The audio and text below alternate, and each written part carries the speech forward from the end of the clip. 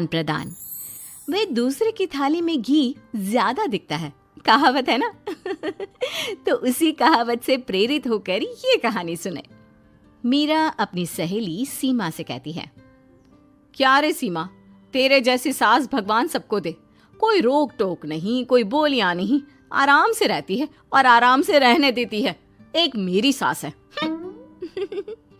माना कोई रोक टोक नहीं है, लेकिन दूसरी कई परेशानियां हैं जो मेरी सास के साथ है, तू नहीं समझेगी।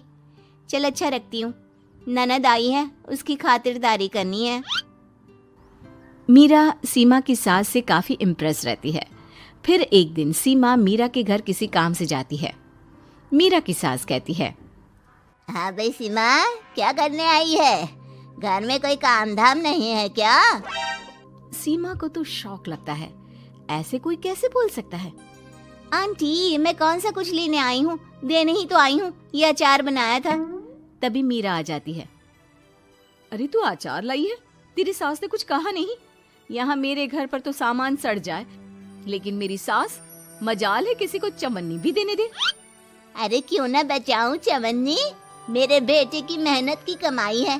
तेरे भरोसे रहूं तो सब लुटा दे। अब ले ले अचार उससे और दफा कर। मीरा सीमा से अचार लेकर उसे बाहर तक छोड़ने जाती है। अरे यार, तेरी सास तो बहुत अच्छी है। क्या बात कर रही है? कितनी तो बेइज्जती करती तेरी, लेकिन फिर भी तुझे मेरी सास अच्छी लगी। मेरे घर आजा कभी, मेरी सास को देखेगी ना तब पता चलेगा। अरे इससे ज्यादा बुरा क्या हो सकता है। जरूर आऊंगी मैं तेरे घर, लेकिन मैं कुछ लेकर नहीं आ सकती। हाँ, देख रही है ना मेरी सास का हाल।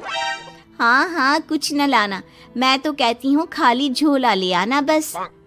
सीमा चली जाती है। फिर क्या, दोनों अपने काम में लग जाती हैं। लेकिन एक रोज न जाने क्या होता है, मीरा सीमा के घर आती है।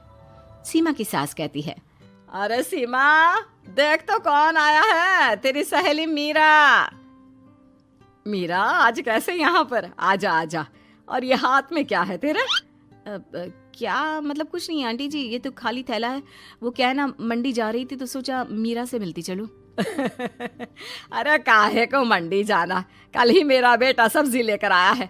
अरे मीरा, जरा सीमा का ये थैला तो भर दे। मीरा घबरा जाती है। अरे नहीं नहीं माँ जी, बिल्कुल नहीं, मैं कुछ नहीं ले सकती। हम लोग ना अलग सब्जियां खाते हैं।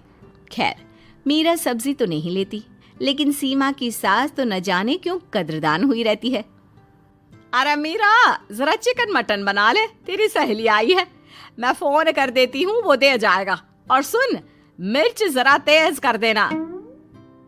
लेकिन मीरा तीखा नहीं खाती है माँ जी।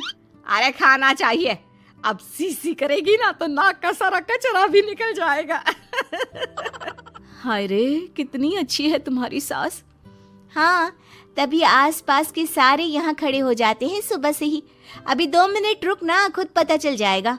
तभी पड़ोसन आती है। अरे बहन जी, चाय का वक्त हो गया, सोचा चली आऊं आपके घर। अरे क्यों नहीं क्यों नहीं, वो क्या है ना, बहू की सहेली आई है तो चिकन बन रहा है, वो भी लेती जाना। मैं जरा ज्यादा ऑर्डर कर देती हूँ। और हाँ बहू, पकोड़े भी तल ले चाय के साथ। जा जा मीरा बेटी, सीमा की मदद कर दे जरा। मीरा सीमा के पास किचन में जाती है, जहाँ सीमा सास को कोस रही होती है। घर में कितनी मुश्किल से सब्जी और राशन आता है, लेकिन ये नहीं समझेंगी। अरे पिछले महीने भी 2 बार राशन लाना पड़ा था, लेकिन ये है कि सच्ची यार, फिर भी तू लकी है, तेरी सास कम से कम मेरी सास की तरह तो नहीं है।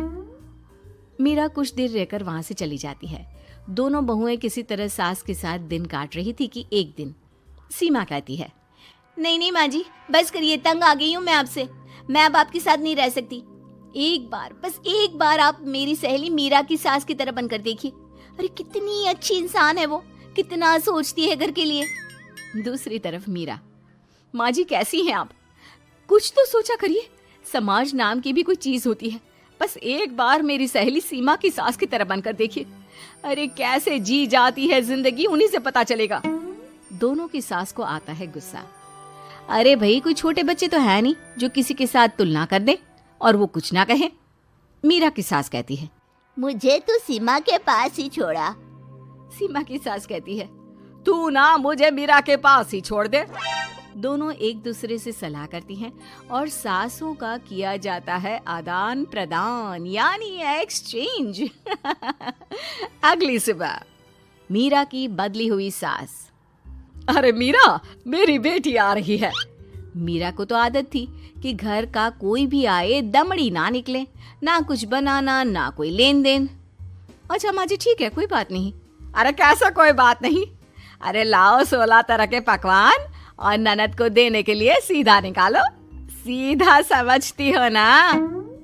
देना लेन देन? अरे माँ जी कैसी बात कर दी। इस घर में जो कोई कुछ भी ले आए, लेकिन मजाल है घर की चवन्नी भी कहीं चली जाए। अरे ये तो परंपरा ही नहीं है इस घर की। बाकी खाना हो तो रोटी दाल बना देती हूँ।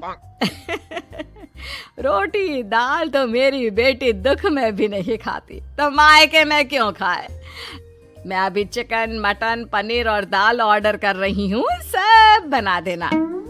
लेकिन मेरी तो आदत ही नहीं है इतना सारा खाना बनाने की। नहीं नहीं माँ जी, मुझे तो माफ करें। अरे कैसी बात कर रहे हैं, तेरी सास की बेटी नहीं आती थी क्या? आती थी ना, खूब आती थी, लेकिन मजाले की सास कुछ एक्स्ट्रा कर दे। माँ जी देखिए मेरी तो ये आदत नहीं है। दूसरी तरफ सीमा। माँ जी वो मेरे मायके से लोग आ रहे हैं, तो मैं जरा उन लोगों के लिए कुछ बना लेती हूँ। क्यों क्यों बना लेती हो? दाल रोटी बनी है ना, साथ में अचार रख देना। वैसे आ क्यों रहे हैं बेटी के घर? सीमा को तो बहुत बुरा लगता है। कहाँ तो उसकी सास पड़ोसी के कुत्ते को भी घी की रोटी खिलाती है, और कहाँ ये मीरा की सास जो उसके मायके वालों के लिए सूखी रोटी अचार रख देने की बात कर रही है। वो मेरी भाभी आई है ना, नई नई, तो शादी के बाद भाई पहली बार आ रहा है। हाँ तो उन लोगों को बोल दो, हमारे घर का रिवाज है सास के लिए 10 साड़ी हार और सजावट का सामान लेकर ही आना, समझे? सास तो बोली जा रही थी, लेकिन सीमा को कुछ समझ में नहीं आ रहा था कि वो क्या करे। सीमा का पति। अरे सीमा क्या हो गया, तुम्हें तो माँ से बिल्कुल ऑपोजिट चाहिए थी ना। कहाँ माँ हर किसी के आव भगत में तुम्हें लगा कर रखती थी, लोगों से खूब मिलती, घर का सामान बांटा करती थी।